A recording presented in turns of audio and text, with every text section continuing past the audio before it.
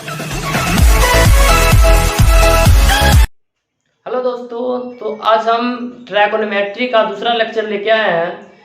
पहला लेक्चर में जो जो बताए थे उसका कुछ आज रिवीजन कर देते हैं, इसके बाद आगे चलेंगे। तो क्या क्या बताए थे, ट्राइगोनोमेट्री के बारे में बताए थे, उसका बेसिक बात बताया कि ट्राइगोनोमेट्री आया कहाँ से और इसका उत्पत्ति कैसे हुआ और इसका डिफिनीशन क्या होता है और इसमें कितने फंक्शन का यूज होता है, इतना बात बताए थे। तो आज फिर से उसको रिवीजन कर लेते हैं, इसके बाद आगे चलेंगे। तो बताए थे क्या दोस्तों, ट्राइगोनोमेट्री,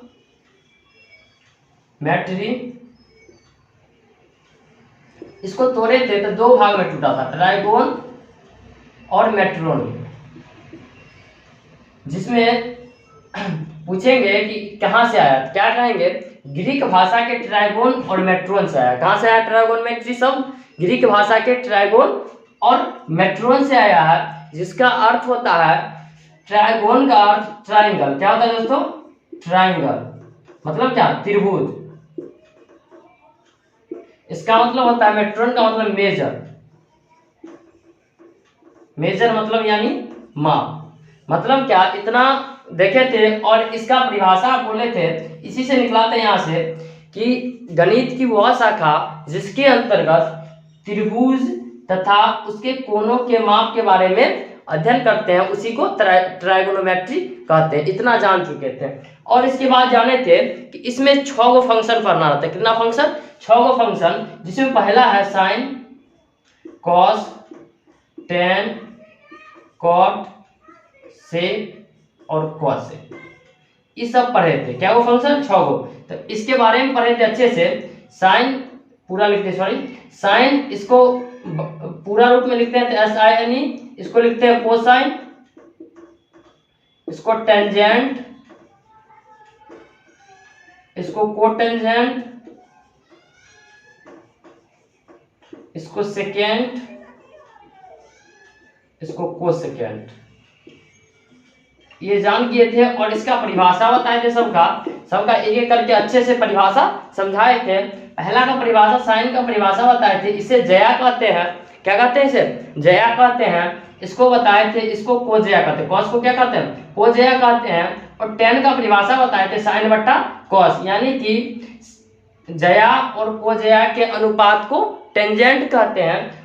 टेंजेंट का उल्टा कोटेंजेंट होता है। क्या होता है? टेंजेंट का उल्टा कोटेंजेंट होता है। मतलब क्या, जया और कोजया का अनुपात था, तो क्या होगा? उल्टा कर देंगे, मतलब कोजया ऊपर आ जया नीचा हो जाएगा। इसको क्या कहेंगे? कोटेंजेंट का परिभाषा होगा, कोजया और जया के अनुपात को कोटेंजेंट कहते हैं। इसी तरह सेकेंड, इसका उल्टा होता है कॉस का उल्टा, तो क्या कहेंगे? कोजया के व्युत्क्रम, उल्टा कर देंगे, कोजया के व्युत्क्रम को सेकेंड कहते हैं। इसी तरह साल का उल्टा कॉसेक होता है, सॉरी कॉसेक से छूट गया था, कॉसेक। इसी तरह कहेंगे जया का उल्टा, मतलब जया का व्युत्क्रम कॉसेक कहलाता। इतना तक पिछले लेक्चर में हो गया था।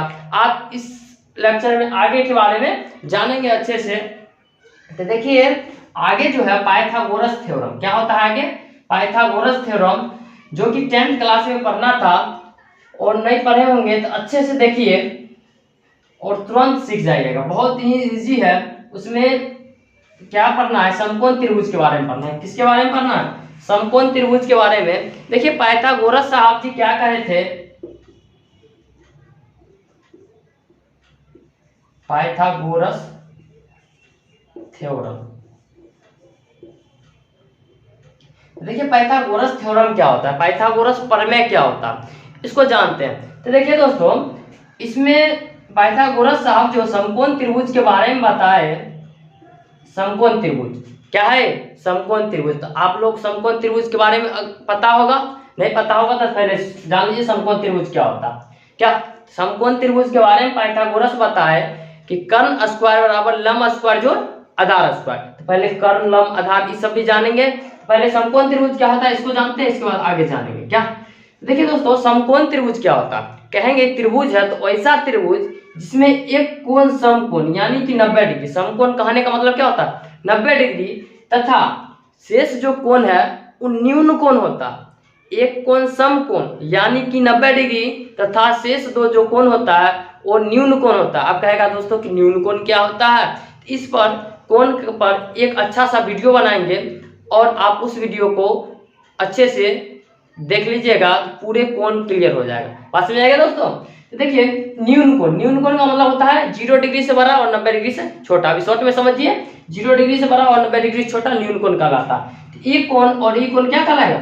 न्यून कोण होगा। बात समझ आ गया? आप देखिए यहाँ पे समझ में आ गया। आप जानते हैं पाइथागोरस थ्योरम। पाइथागोरस थ्योरम क्या? पाइथागोरस साहब कहते हैं समकोण त्रिभुज में कर्ण स्क्वायर मतलब हाइपोटेनस का स्क्वायर बराबर लंब स्क्वायर जोड़ आधार स्क्वायर। क्या बताए थे? लंब स्क्वायर मतलब परपेंडिकुलर का स्क्वायर प्लस आधार स्क्वायर बेस का स्क्वायर। यही बताए थे। क्या कौन बताए थे? पाइथागोरस जी बताए थे। तो देखिए क्या बताए थे? कर्ण स्क्वायर बराबर लंब स्क्वायर जोड़ आधार स्क्वायर। कर्ण को अंग्रेजी में हाइपोटेनस कहते हैं और लंब को अंग्रेजी में परपेंडिकुलर कहते हैं और आधार को अंग्रेजी में बेस कहते हैं। इतना बात समझ में आ गया होगा। अब देखिए यहाँ से जो कि एच स्क्वायर हमको निकालना नहीं रहता, एच निकालना रहता है, सिर्फ कर्ण निकालना रहता है। क्या करेंगे? इधर से स्क्वायर हटा देंगे तो स्क्वायर जब भी हटाते हैं तो उस पर क्या चढ़ जाता है? रूट चढ़ जाता है। स्क्वायर हटा दिए क्या चढ़ गया? रूट चढ़ गया। ये फॉर्मूला का ज्यादातर यूज होगा। एच बराबर under root P square plus B square. बात समझ आ गया होगा दोस्तों। तो देखिए इसी तरह अगर पी निकालना रहता है, बी इधर प्लस में इधर आ जाएगा माइनस में, H square minus B square हो जाएगा। अब जब भी यहाँ से स्क्वायर हटेगा तो यहाँ भी क्या चलता है? रूट चल जाएगा। तो इसका भी यूज होगा। और एक बच गया बी। अगर हमको बी निकालना है तो कैसे करेंगे? तो बी अगर हमको निकालना है, बी को छोड़ देंगे, बी का आगे में कोनो चिन्ह नहीं रहता है, किसी के आगे में कोई चिन्ह नहीं, उसके आगे प्लस रहता है। अगर ये प्लस में है इधर आएगा तो माइनस में एच स्क्वायर माइनस क्या हो जाएगा? P square. इस पर से स्क्वायर हटा है क्या चल जाएगा दोस्तों? रूट। तीन को फॉर्मूला आ गया। यही तीनों का हमेशा यूज होने वाला है। क्वेश्चन बनाएंगे उसमें भी और जो भी हो जैसा भी हो सब में यूज होता है। अब देखिए दोस्तों ये सब तो जान गए कि थ्योरम कर्ण स्क्वायर बराबर लंब स्क्वायर जोड़ आधार स्क्वायर होता है। आप सोचेगा कि अरे भाई कर्ण क्या होता है, लंब क्या होता है, आधार क्या होता है, ये तो हमको पता है नहीं, कैसे करेंगे? पहले आप उसको भी जान लेते हैं कि कर्ण लंब और आधार क्या होता है। जानते हैं दोस्तों कर्ण जो होता है समकोण त्रिभुज का सबसे लंबा भुजा होता है। कर्ण क्या होता है? समकोण त्रिभुज का सबसे लंबा भुजा होता है। जैसे कि दिख रहा होगा आपको समकोण त्रिभुज का सबसे लंबा भुजा ही दिख रहा है। यही क्या होता है? कर्ण होता है। इसी को हाइपोटेनियस, इसको एच द्वारा से डिनोट किया जाता है। अब कहेगा कि तो इसको देखने से लग रहा है बोर के ना पहचानेंगे इसको, इसे नहीं पहचाने में आ रहा है। एक तरीका और है क्या इसे, या इस तरीका से भी कि समकोण त्रिभुज जो तिरछी भुजा रहता है, टेढ़ जो रहता है वही कर्ण कहलाता है। या एक और तरीका क्या, समकोण के सामने वाला भुजा कर्ण कहलाता है। याद रखिएगा समकोण के सामने वाला भुजा क्या कहलाता है? कर्ण कहलाता है। ये बात दिमाग में सेट करके रखिएगा।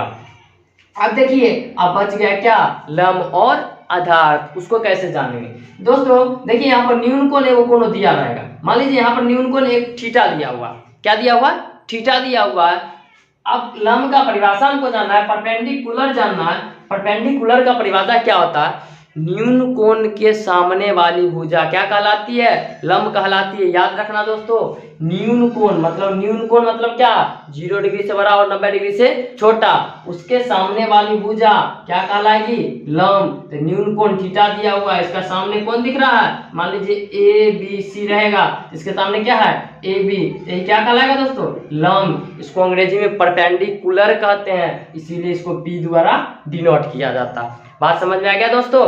समझ में आ गया ना अच्छे से? आप कहिएगा आधार बच गया, तो बाकी बात दो को पहचान लीजिए तो तीसरा तो अपने आप पहचान में आ जाएगा। अगर कोई इसका डिफिनीशन पूछे तो कैसे करेंगे? तो आधार का डिफिनीशन कोई पूछे तो बताएंगे, क्या बताएंगे कि न्यून कोण जिस भुजा पर बनता है वही आधार कहलाता है। न्यून कोण जिस भुजा पर बनता है वही क्या कहलाता है दोस्तों? आधार कहलाता है। ये बात याद रखिएगा। ये क्या हो गया?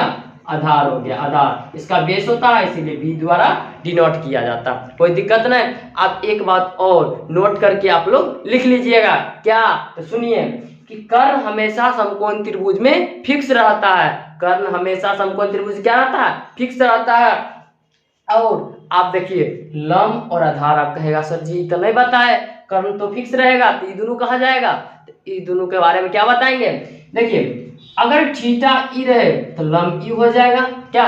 थीटा के सामने वाला न्यून कोण के सामने वाला भुजा क्या कहलाता है? लंब। अगर न्यून कोण ई दिया रहे तो लंब ई हो जाएगा, अगर न्यून कोण ई दिया रहे तो लंब ई हो जाएगा।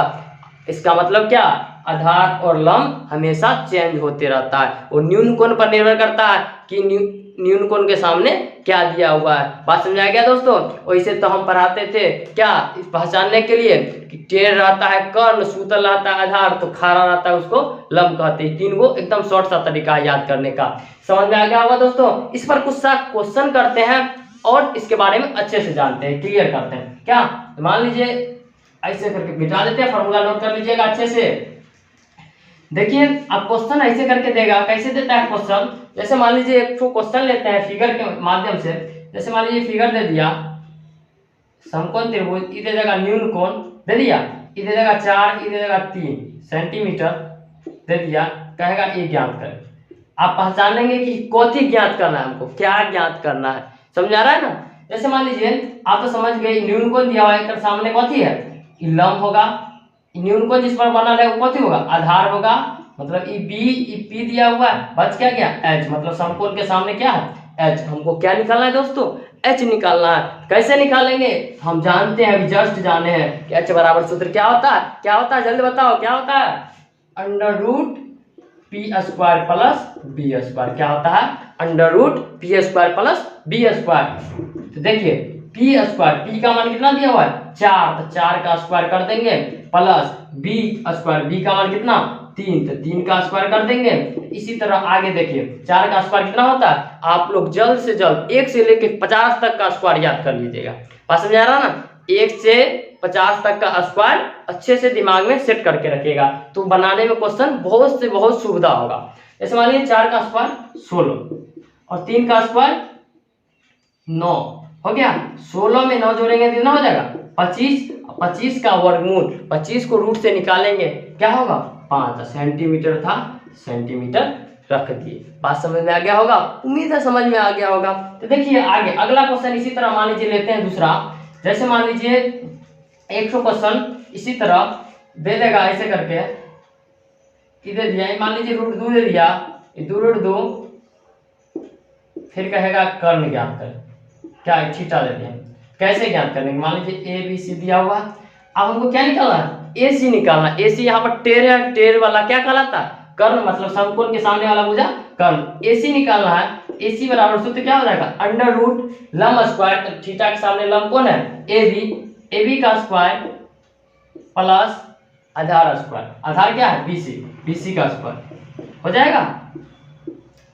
अब देखिए दोस्तों ए बी का स्क्वायर, ए बी कितना दिया हुआ रूट 2, फिर रूट के अंदर रूट इसका स्क्वायर प्लस बी सी का स्क्वायर, बी सी कितना दिया हुआ 2 रूट 2, इसका स्क्वायर करते हैं और रूट 2 का स्क्वायर, अगर रूट का स्क्वायर करेंगे तो रूट फ्री हो जाता है। बात समझ रहा, अंदर में जो रहेगा वही बच जाएगा। रूट का स्क्वायर अगर करेंगे तो रूट खत्म, सिर्फ अंदर वाला बच जाएगा। अंदर में क्या है 2 बच गया, इधर करेंगे 2 का स्क्वायर 4, दोनों सटा हुआ है, इसका मतलब गुना में सटा रहता है, कौन चीज में गुना में रहता है। अब रूट 2 का भी तुरंत बनता है, क्या हो जाएगा फ्री हो जाएगा।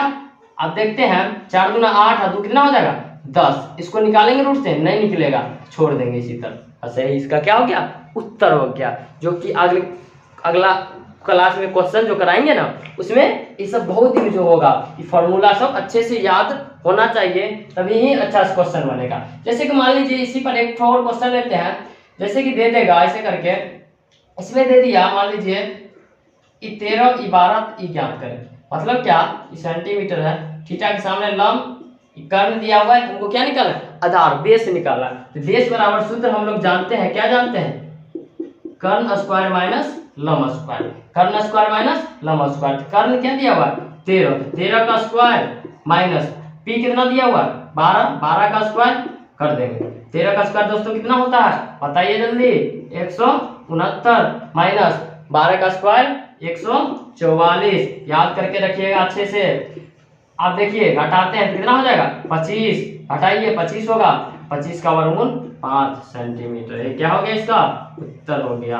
बात समझा रहा है दोस्तों। अगर आप लोगों के पास बुक होगा नहीं होगा तो खरीद लीजिएगा और अच्छे से इस पर जितना भी क्वेश्चन होगा प्रैक्टिस करके अगला लेक्चर देखने के लिए जरूर आइएगा, तो अच्छे से समझ में आएगा एकदम शानदार से। बात समझ आएगी दोस्तों। और वीडियो को लाइक करके जरूर से जरूर जाइएगा। दोस्तों के साथ जितना से जितना हो सके शेयर कीजिए। Thank you.